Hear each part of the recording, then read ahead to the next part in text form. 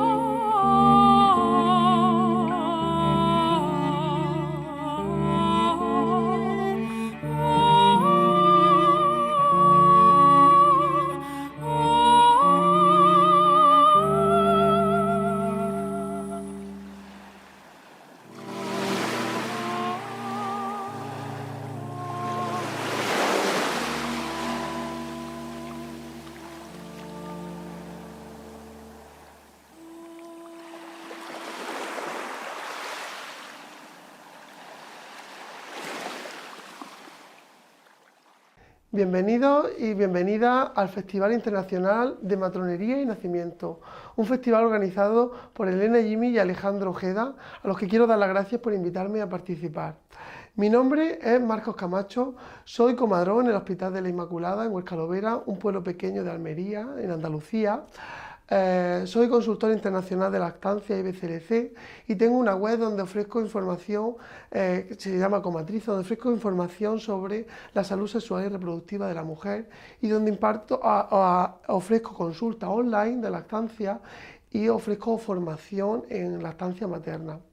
Pero mi relación con el duelo perinatal es que en los últimos años he estado investigando sobre este tema, ya que mi tesis doctoral ha sido sobre la experiencia de las familias en el duelo perinatal. Para empezar, es importante saber que la muerte perinatal y el duelo es un problema de salud pública en todos los países del mundo, que ha despertado un gran interés en los últimos años, tanto en investigadores científicos como en los profesionales sanitarios. Sin embargo, el concepto de muerte perinatal es un concepto ambiguo en el que existen discrepancias de definiciones, de registros y de interpretaciones. Por ejemplo, en Europa, en el informe Europeristat de 2015, pone de manifiesto cómo distintos países utilizan registros distintos. Alemania, Austria, Polonia y Eslovenia registran las muertes perinatales por encima de los 500 gramos de peso del bebé, independientemente de las semanas de gestación. Bulgaria, sin embargo, registra las muertes perinatales por encima de las 26 semanas de gestación u 800 gramos del bebé. O España, que sigue la definición de la OMS, que a continuación veremos, pero que se ha puesto de manifiesto que hay una infradeclaración importante de los casos que se llevan a cabo. La definición más extendida de muerte perinatal, que es la que ofrece la OMS y que acepta la Federación Internacional de Ginecología y Obstetricia, define a la muerte perinatal como la muerte del producto de la concepción entre la semana 22 completa de gestación, o al menos 500 gramos de peso, hasta los 7 primeros días de vida del recién nacido. Esta definición en algunos casos se queda escueta y ahora explicaremos más adelante por qué. Siguiendo las definiciones de la OMS en cuanto a los periodos perinatales, podemos discernir que desde el momento de que una mujer se queda embarazada hasta las 22 semanas de gestación sería, si se fallece, muerte gestacional precoz o aborto. Desde la 23 hasta la 42 sería muerte fetal. Desde la primera semana del recién nacido sería la muerte neonatal precoz y desde el octavo día del bebé recién nacido hasta los 28 días sería la muerte neonatal tardía. Sin embargo, solo se trata en mayoría de los casos la muerte perinatal en ese periodo de tiempo escueto, dejando por un lado la muerte, el aborto, la muerte gestacional precoz y la muerte neonatal tardía. Y bien, quería reseñar algo que aún más está invisibilizado y donde el duelo y la muerte no se habla, que son las interrupciones del embarazo, que también son muertes perinatales y donde también la mujer que sufre esa interrupción, aún así lo haya decidido ella, sufre un proceso de duelo, ella y la pareja que tiene al lado, si así lo tiene, y el entorno que la rodea.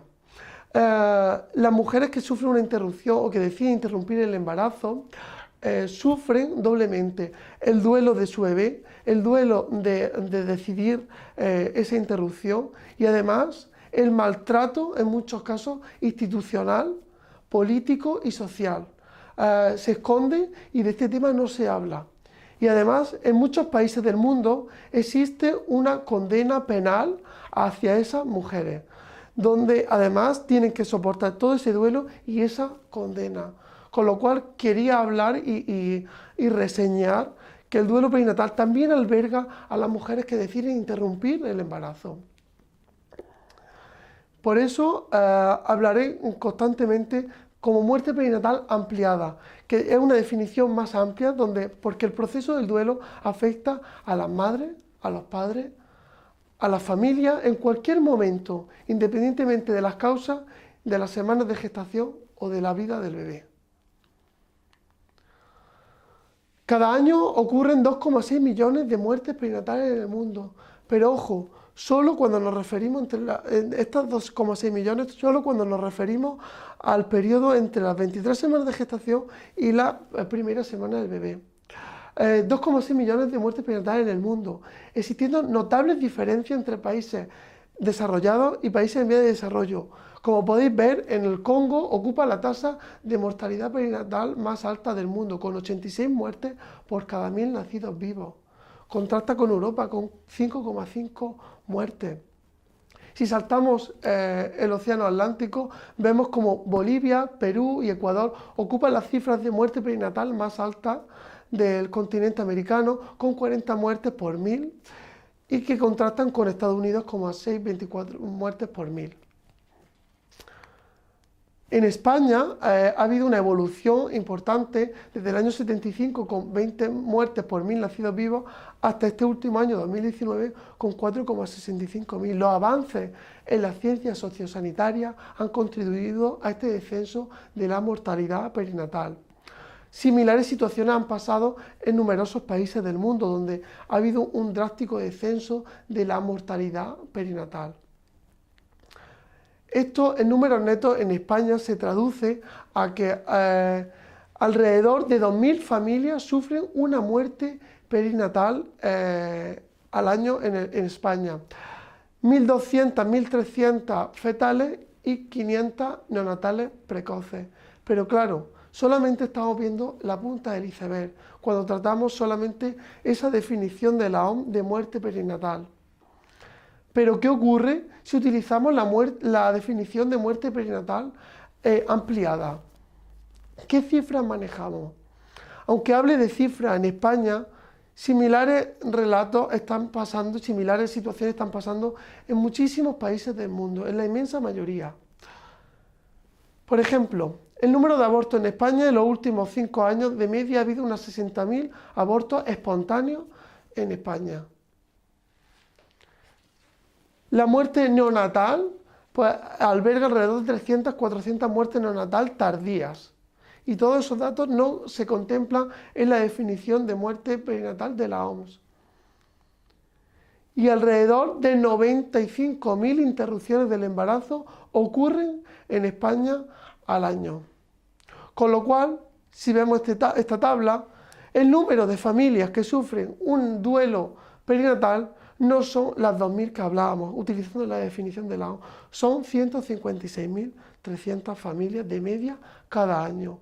Una cifra nada despreciable y a la que debemos trabajar y mejorar la calidad en el cuidado y en la asistencia. ¿Por qué? Porque una vez que una familia sufre la muerte de su bebé, sufre un proceso de duelo, que es algo normal y por el que debe de pasar toda la familia, pero que tiene unas consecuencias físicas, psicológicas y sociales, y además filosóficas y espirituales. La muerte del bebé tambalea las creencias éticas y religiosas de las familias. Aparecen consecuencias físicas como trastornos en la alimentación, trastornos de pérdida de peso, inapetencia, alteración del sueño, tanto para conciliarlo como para mantenerlo, con pesadillas y sueños recurrentes sobre este tema, enfermedades crónicas y baja calidad de vida. Aparecen consecuencias psicológicas. La ansiedad y la depresión es un elemento común en casi todas las personas que sufren la muerte de un bebé. Síndrome de estrés postraumático, que además se acentúa si hay violencia obstétrica. Abuso de sustancias como refugio y medios de evasión de la muerte del bebé, tanto de alcohol como tabaco como de drogas. Y riesgo de suicidio. Algunos estudios han demostrado que la muerte del bebé puede ser un factor estresante y desencadenar el suicidio de algún progenitor. Y también existen consecuencias sociales. Las consecuencias sociales son las más infravaloradas y las que no se tienen en cuenta. Hay cambios en las relaciones familiares y sociales. Las familias que sufren la muerte de un bebé evitan eventos sociales, evitan cumpleaños, evitan días donde se reúne la familia y donde se les recuerda constantemente que hay bebés, pero que el suyo no está sentado en la mesa. Aparecen alteraciones en las relaciones de pareja. Incluso hay estudios que han demostrado que puede ser un factor desencadenante de divorcio. Aparecen cambios en las relaciones con los hijos mayores si lo hubiese. Desde un cambio de estilo de sobreprotector a una desatención.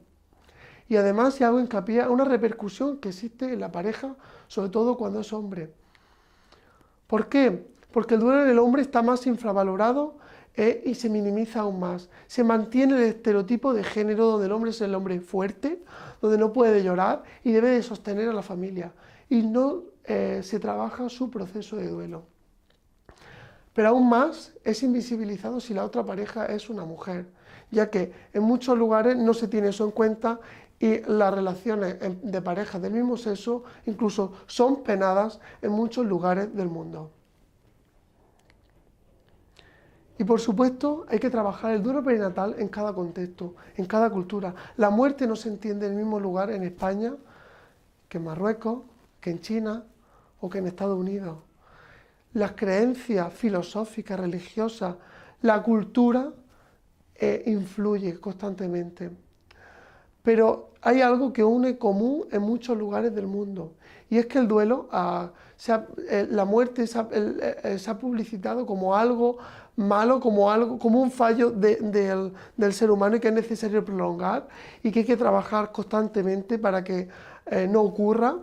Y además la maternidad se ha publicitado como un elemento de logro, con lo cual se entiende cómo tiene tanta repercusión la muerte de un hijo.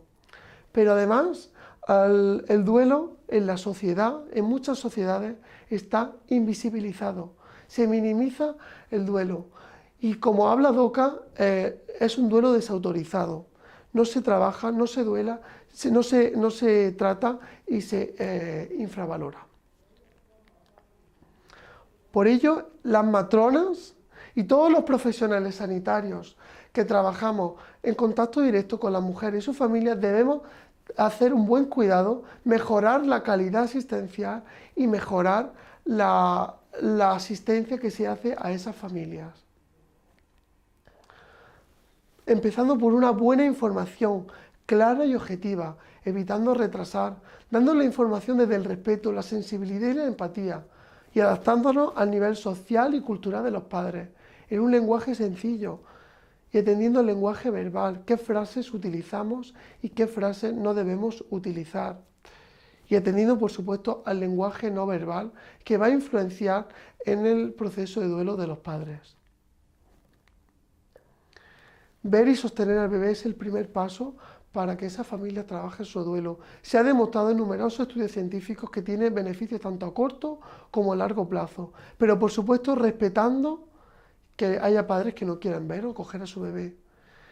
Pero se puede reevaluar pasado un tiempo por si lo desean. Crear una caja de recuerdos, ya que desarrolla un vínculo con el bebé de una manera positiva, no tiene efectos negativos. Y se ha demostrado que disminuye la ansiedad, la depresión y el riesgo de duelo complicado. Una caja que se puede crear con los recuerdos que los padres quieran o que nosotros le podamos ofrecer, como es la pinza del cordón umbilical, una fotografía, un mechón de pelo, un gorro, una pulsera, el pie estampado del bebé, ropa del bebé. Es algo que no cuesta dinero y que ayuda a muchas familias. Y por supuesto ofrecer recursos para afrontar ese proceso de duelo. Grupos de apoyo que hay en todo el mundo, en todos los países. Grupos de apoyo que en un clima empático y de igualdad van a expresar sus sentimientos y emociones y van a sentirse arropados.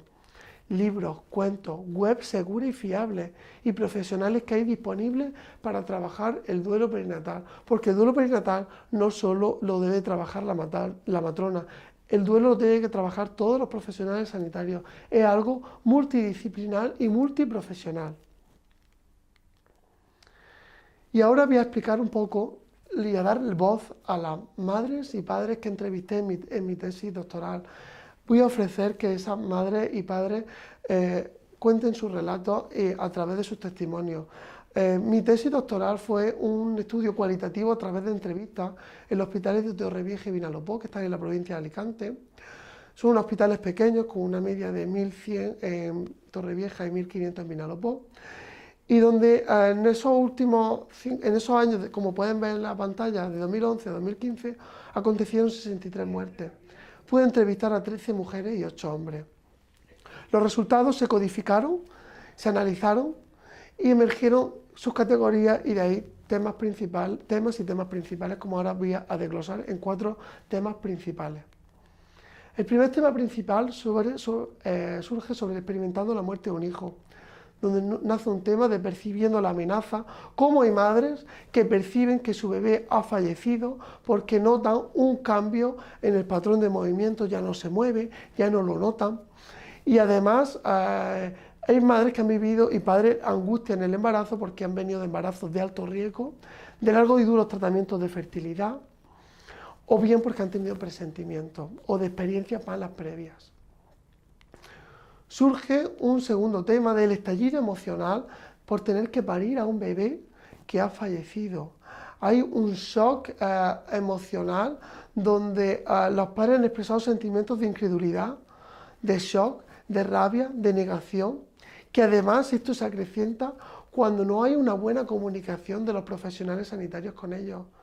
Una madre decía, cuando la ginecóloga le hizo la ecografía, que puso una cara muy rara y yo le dije, pasa algo, ¿verdad? Por favor, dígame que está todo bien. Ella no decía nada, pero su cara lo decía todo. Además, dar a luz a un bebé muerto es doblemente doloroso. Por un lado tienen que enfrentarse a la muerte de un bebé y por otro lado al dolor del parto. Y además, la soledad y la falta de información es un agravante en el dolor de la muerte del bebé. Los padres reclaman constantemente información y acompañamiento. Esta madre expresaba lo siguiente: deben decirnos las cosas de verdad. No me dices que mi hijo ha nacido cansado, ¿de trabajar o de qué? Esa es la explicación que me dieron las pediatras. Y por último, nace el tercer tema, que es de dotar de identidad al bebé fallecido. Es importante que ofrezcamos a los padres despedirse del bebé, crear una caja de recuerdos, que cojan a su bebé y se despidan. Cuando esto se hace, los padres lo recuerdan de manera muy positiva. Cuando esto no se hace, se recuerda de nada muy negativo y acrecienta el sufrimiento de esos padres. Una madre entre lágrimas contaba: mi hija era preciosa y la envolvieron, se la llevaron corriendo, no me dejaron en ningún momento verla ni tenerla, que es mi hija aunque esté muerta, y les dije, espera, y no esperaron. Me dijeron que no era bueno que estuviera mucho tiempo con ella. Además, es importante el ritual del proceso del duelo, tanto religioso como laico, que los padres despidan a su bebé como quieren. En mi entrevista, los padres recordaron de manera positiva cuando el sacerdote bautizó en las familias cristianas a su hijo, y de manera muy negativa cuando no ofrecieron ninguna misa ni pudieron bautizar a su bebé. Y además, el lenguaje, la burocracia, que nosotros como profesionales vemos algo normal, a los padres les crea mucho dolor. Ver en los informes la palabra feto, pues no es algo agradable para ellos. Y un padre lo decía así: en el informe puso feto, eso fue algo bastante doloroso. No, para nosotros no es un feto, es nuestro hijo que ha muerto. El segundo tema principal que surge son las secuelas físicas y psicológicas, cómo los padres han vivido todas esas consecuencias. Por un lado física, ya que la pérdida de apetito es la primera consecuencia, incluso algunas mujeres han explicado cómo perdieron peso y la familia se preocupó por ello. El dolor del sufrimiento de su hijo perturbaba el sueño, tenían pesadillas y tenían dificultad para mantener el sueño y para conciliarlo. Un padre lo expresaba así: por las noches le doy vueltas a todo y te venía todo lo que yo había vivido. ¿Por qué mi hijo está muerto? ¿Por qué no está aquí conmigo? Solo quería que eso no hubiese sucedido. Y además, hubieron algunos padres que expresaron que se refugiaron en el tabaco y en la marihuana para evadirse del dolor y sufrimiento que estaban viviendo. Un padre me decía: me lo dejé y he vuelto a fumar, a empezar. Yo me fumo un canuto cuando mi mujer no está y me evado, me sirve para relajarme, no pensar que mi hijo se murió. Y por otro lado, hay consecuencias psicológicas que los padres han expresado y han manifestado. El escepticismo, negar que su bebé había fallecido, intentando buscar en algunas ocasiones alguna explicación lógica que recogiese que su bebé podía revivir o resucitar. La depresión y la ansiedad es un denominador común a todos los padres. Esa angustia y ese dolor que les provocaba que su bebé hubiese fallecido. Y además estaban inmersos en pensamientos, recuerdos incesantes, sentimientos de culpa y pensamientos sobre todo lo ocurrido. Me preguntaba una y otra vez si me hubiera yo despertado media hora antes, si mi hija estaría viva. Es una pena que siempre tendré. Eso es lo que expresaba una madre que murió su hija el primer día de vida.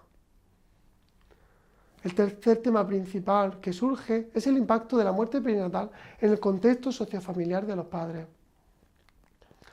Por un lado, la muerte perinatal sacude la dinámica familiar.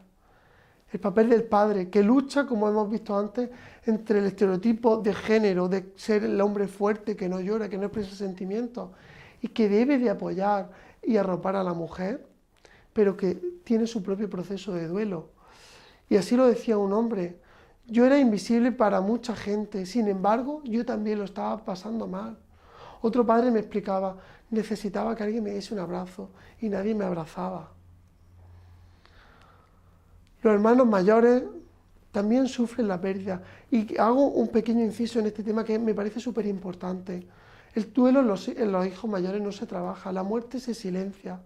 y no se da información de lo que ha pasado. Cuento un caso que me pasó una vez. Una vez un bebé falleció en un parto que se diagnosticó que era una muerte intrauterina. La mujer parió al bebé que había fallecido y llegó familia a la sala de espera. Fueron pasando, se fueron despidiendo y había 2 niños allí en esa sala de espera. Yo al padre le dije, si quieren pasar tus hijos, pueden pasar. Y el padre decidió pues que en ese momento no era lo adecuado. Al rato el padre me buscó y dijo que si podían pasar sus hijos. Y alguien dijo de fondo que en los paritorios no pasaban los niños. Y yo dije que sí, sí pasaban. ¿Por qué tenemos que apartar a los niños del nacimiento y de la muerte?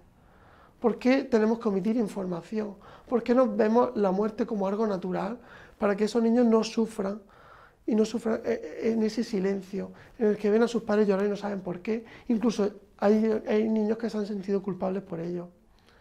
Pues ese día esos hermanos entraron a la dilatación, al paritorio, cogieron a su hermano y le dieron un beso con su madre.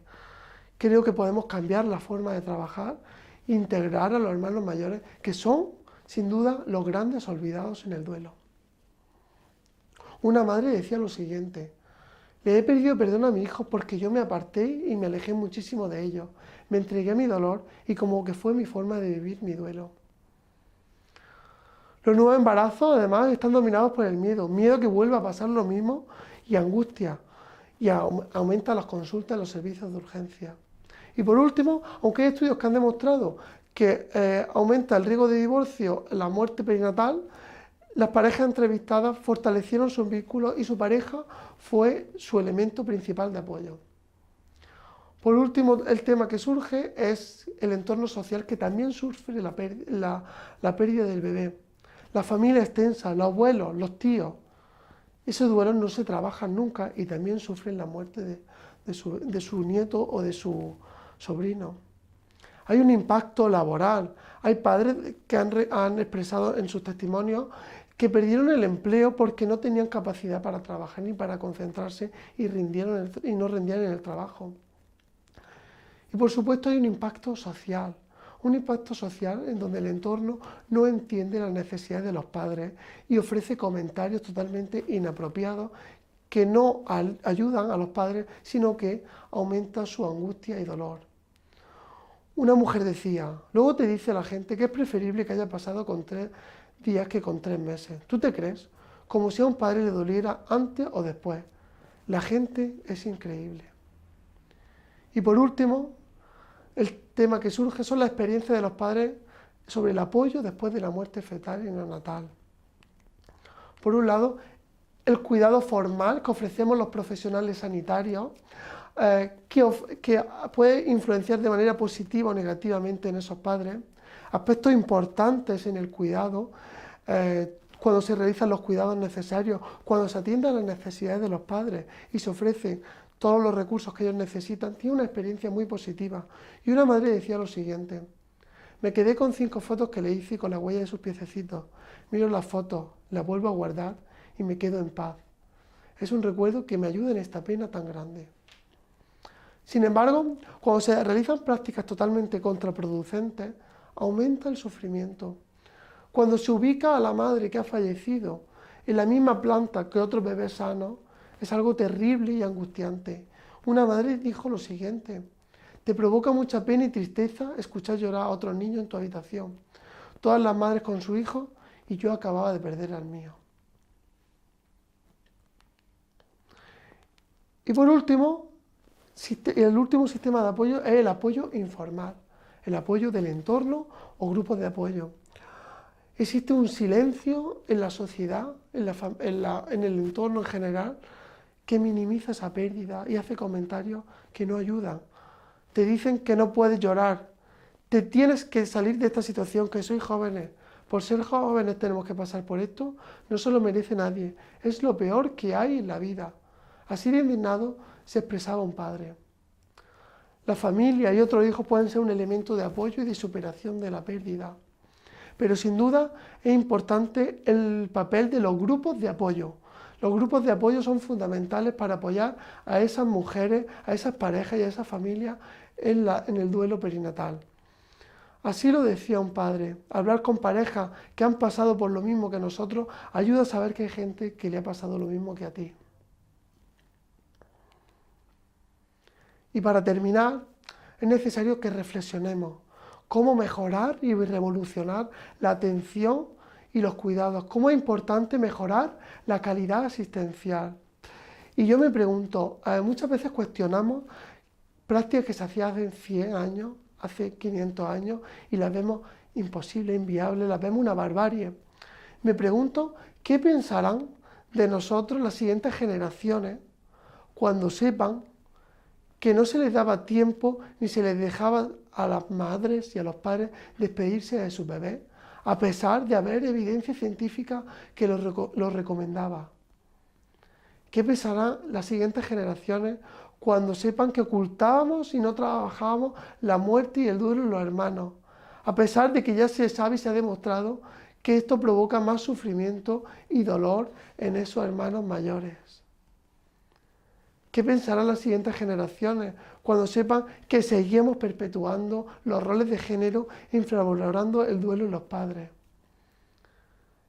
¿Qué pensarán cuando sepan que ubicábamos a las mujeres de bebés fallecidos en las mismas plantas de madres de niños sanos? Y por último, ¿qué pensarán cuando sepan que las mujeres que interrumpían el embarazo, además de sufrir su duelo, se las maltrataba social e institucionalmente, y en algunos países lleva una condena penal? Es importante que reflexionemos y que mejoremos la calidad asistencial de las madres, padres y familias que sufren la muerte de su bebé, independientemente de las semanas de gestación, de los días de vida o de las causas por las que el bebé falleció.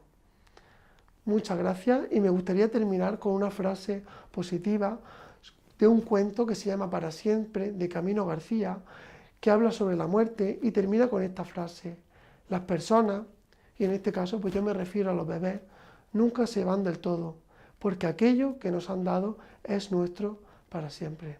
Gracias.